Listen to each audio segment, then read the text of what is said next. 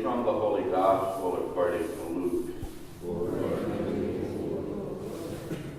When Jesus looked up, he saw some wealthy people putting their offerings into the treasury. And he noticed a poor widow putting in 2 small coins. He said, "I tell you truly, this poor widow put in more than all the rest.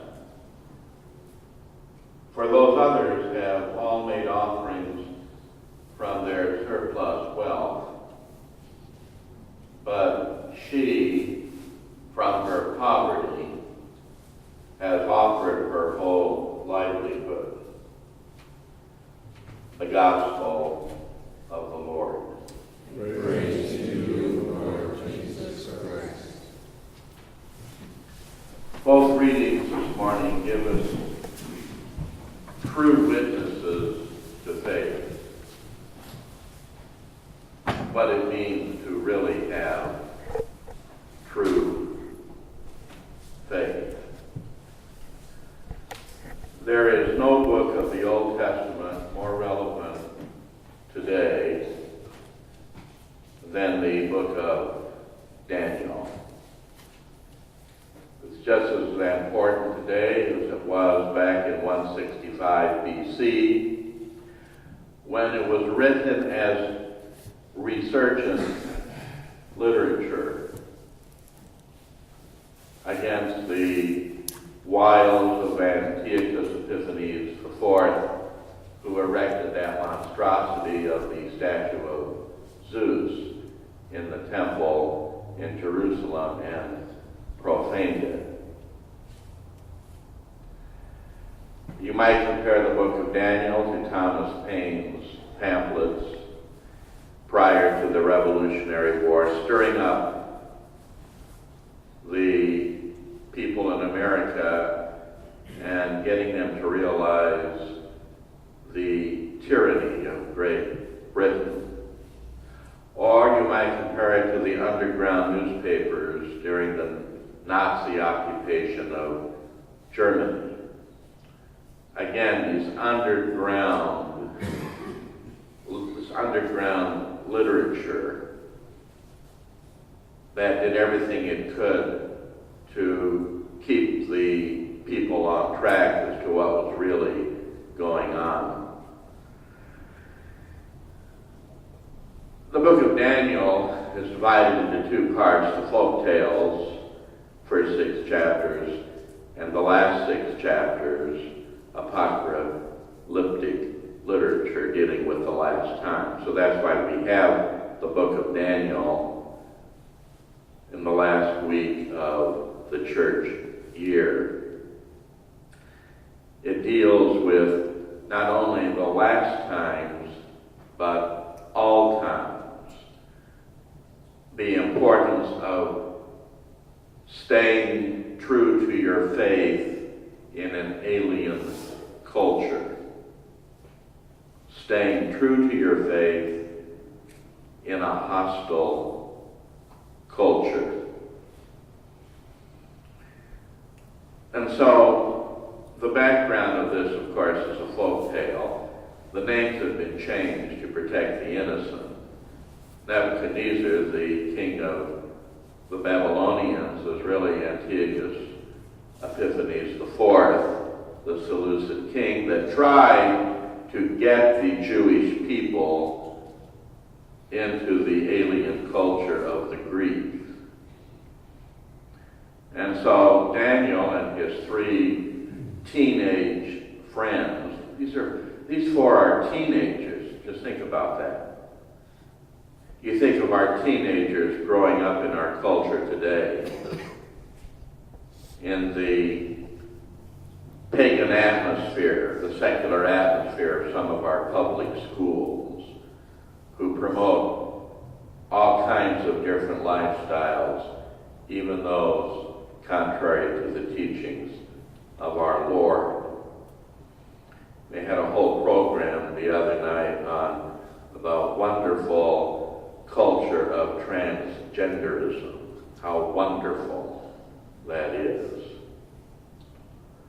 And there will be people on the internet today with Cyber Monday spending some of the $6.6 billion that will be spent today buying things that they don't even need only because everybody else is doing it. No, the book of Daniel is so relevant today that it's almost incredible. Here you have 4 teenagers who are being seduced into the materialistic, secularistic, hedonistic, pleasure-seeking culture of the Babylonians, but we're really talking about the Greek culture. And what do? They say no. I'm not going to get roped in to the false values of this culture. I'm not going to eat the rich food of the king's table. I'm not going to give in today to all of this hurrying and buying and frenzy because the advertisements on the television tell me I should. I'm going to be true to the values of my faith. And so they were. And what happens, of course, is they come out better than they ever did before. They're much healthier because they have remained true to the faith. There was a little program on TV last evening as why we're not getting the vocations to the orders and to the priesthood. The answer is so simple. Can you think of anything more countercultural than poverty, chastity, and obedience? I mean, talk about counterculturalism. And yet, down deep, whatever you want to say about the counterculturalism of the religious orders and the priesthood, if they're lived correctly, down deep there is a secret admiration for such life, just as there is an admiration for these 4 teenagers who stood up for the faith. There are people who admire what goes on in this monastery, but they don't talk about it. Down deep they know that there are values beyond the trivia of this culture.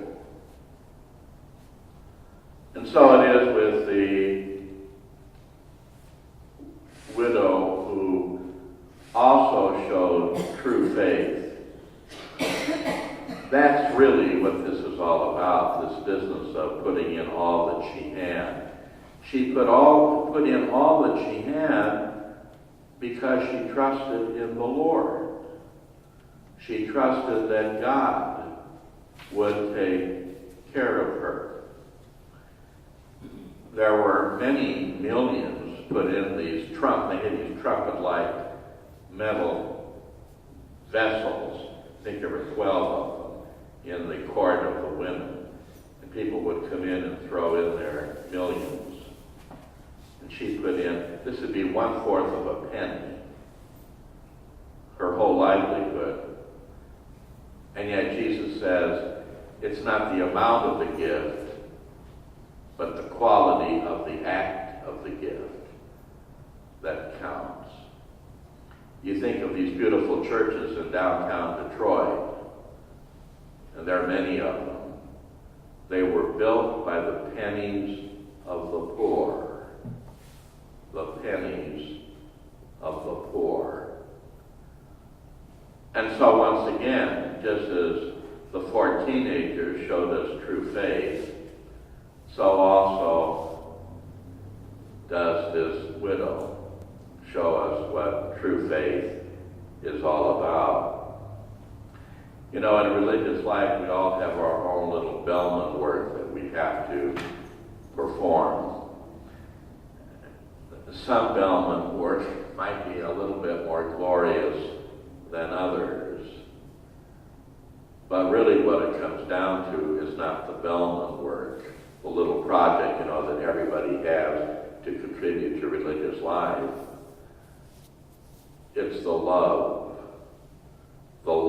and devotion for the community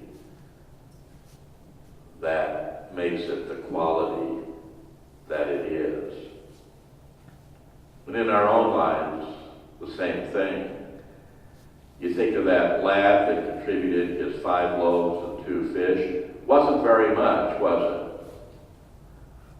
But God, Jesus, multiplied it for the good of the community.